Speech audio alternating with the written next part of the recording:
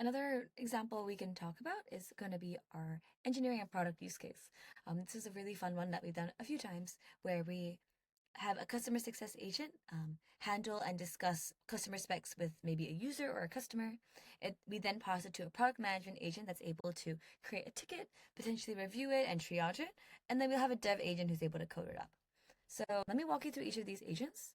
This customer success agent is set up to take part of requests and interface with the customer. An example of when this happened, I've actually set up this agent in Slack, which means that I'm able to tag the agent and talk to it in full conversation. If you go into our tasks, you'll see that I sent a test message to this agent where I said, I'm running into an issue where the login page is broken.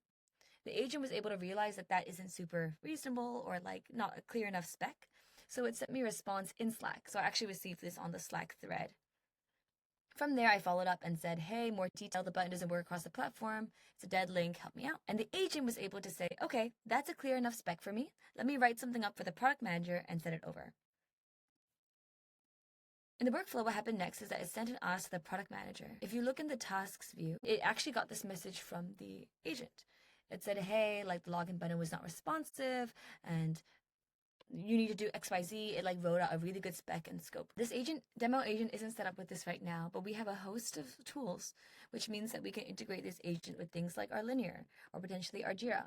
And what this can mean is that every time a new ticket comes in, the product manager agent can create a ticket. From there, the agent is also told to decide whether or not it's easy enough to give to a dev, like a dev agent, or if it needs to be given to a real dev.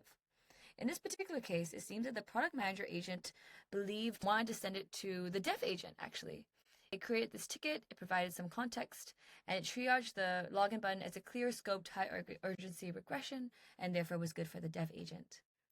The dev agent then received that ticket from the product agent, as you can see. P0 bug, here's the context, here's the desired behavior. This agent isn't currently connected to our GitHub repo, but it's something that you can very easily set up and the agent can start doing work. From there, it can likely flag to a human for review. This way, you're basically automating the customer success and the PM and the dev, and the human only gets flagged when it needs to review something or something's too large for a dev to handle on their own. One thing that I also want to flag is that for all of the other agents, we've been using something called the Kafka runtime. Kafka is our own harness that's been built to handle like knowledge work tasks really well. So we tend to use it for things like, a CV screening agent, a customer success agent, a product management agent. However, we acknowledge that people prefer different harnesses, and for coding tasks, Cloud Code is really great.